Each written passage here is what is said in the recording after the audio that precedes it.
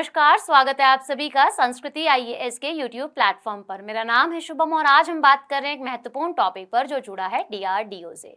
रक्षा अनुसंधान एवं विकास संगठन के नाम से इसे जाना जाता है।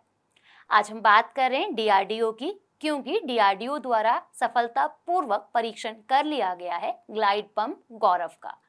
अब ये ग्लाइड बम किसके द्वारा बनाया गया है, किसकी मदद से इसे दागा गया टारगेट पर, इसी के साथ कहां इसका परीक्षण किया गया और डीआरडीओ खुद क्या कार्य करता है, आइए समझते हैं। तो हाल ही में डीआरडीओ ने 1000 किलोग्राम के ग्लाइड बम गौरव का सफल परीक्षण किया है। चर्चाओं में इसलिए है क्योंकि सफलतापूर्वक परीक्षण किया गया है। अब किसकी मदद से, तो वायुसेना के एक फाइटर जेट के मदद से। डीआरडीओ ने सुखोई 30 MKI से लंबी दूरी के ग्लाइड बम गौरव का पहला उड़ान परीक्षण सफलतापूर्वक किया है। अब कहां किया गया है, इसे समझते हैं। ओडिशा के तट से लंबी दूरी ग्लाइड बम का पहला सफल परीक्षण किया गया, यानी कि लॉन्ग रेंज ग्लाइड बम का पहला सफलतापूर्वक टेस्ट और सक्सेसफुल टेस्ट करा गया।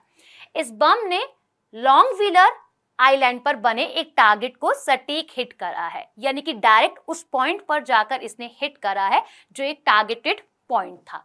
इसी के साथ ये बम वायुसेना के सुखोई MKI फाइटर जेट से लॉन्च किया गया है। वायुसेना की अगर हम बात करते हैं तो वायुसेना दिवस कब बनाया जाता है, जरा कमेंट सेक्शन में बताइएगा, और इसका मुख्यालय कहां पर है। साथ ही इसे हैदराबाद के रिसर्च सेंटर इमारत द्वारा बनाया गया है, यानी कि ये जो टेस्ट करा गया है इसको हैदराबाद के रिसर्च सेंटर इमारत द्वारा बनाया गया है। इसके 2 पार्टनर्स भी हैं, जिसमें से अडानी डिफेंस और भारत फौज है। ये दोनों मौजूद थे जब इसका टेस्ट करा गया था। अब क्या होता है ग्लाइड बम, इसे समझ लेते हैं। ग्लाइड बम किसी उड़ते हुए बेसिकली फाइटर जेट की मदद से दागा जा सकता है। यह किसी उड़ते हवाई जहाज से छोड़ा गया एक बम है। यह बम टारगेट के ठीक ऊपर की बजाय उसे कुछ दूरी पर छोड़ा जाता है। डायरेक्ट टारगेट के ऊपर नहीं, पर टारगेट से कुछ दूर इसको दागा जाता है। यह एंटी एयरक्राफ्ट डिफेंस सिस्टम को भी चकमा दे सकता है, यानी कि यहां तक ये इस चीजों को चकमा दे सकता है। इन बम को और इन बमों में GPS जो है लगा होता है और इसी के जरिए इसे इस्तेमाल किया जाता है। ये इमेज हमें यहाँ पर दिखाई दे रही है ग्लाइड बम की।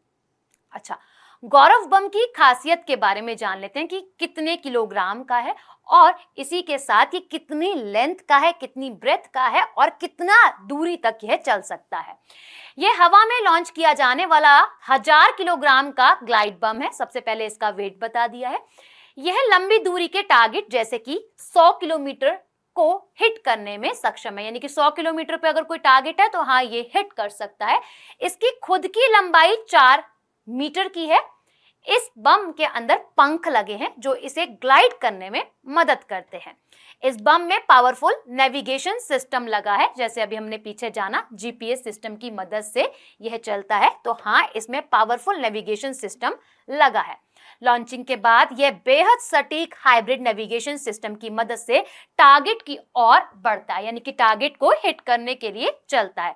इसका इस्तेमाल सुखोई MKI फाइटर जेट के साथ किया जाता है। जिस प्रकार अभी हमने समझा कि वायुसेना के एक फाइटर जेट के साथ इसे लॉन्च किया गया, तो वही ये बोल रहा है कि सुखोई MKI फाइटर जेट के साथ इसका इस्तेमाल किया जा सकता है। अब समझ लेते हैं सुखोई 30 MKI पर एक नजर डाल लेते हैं कि किसके द्वारा बनाया गया। ये रशिया की मदद से और भारत की मदद से और इसके सहयोग से बनाया गया है।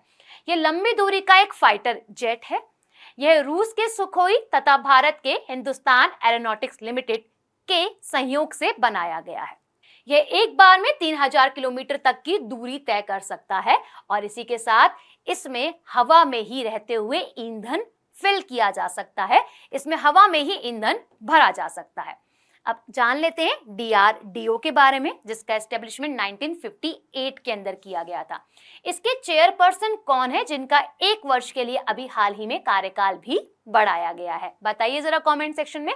अगर हम समझे तो रक्षा मंत्रालय के अधीन ही कार्य करता है और इसका मुख्यालय नई दिल्ली के अंदर है।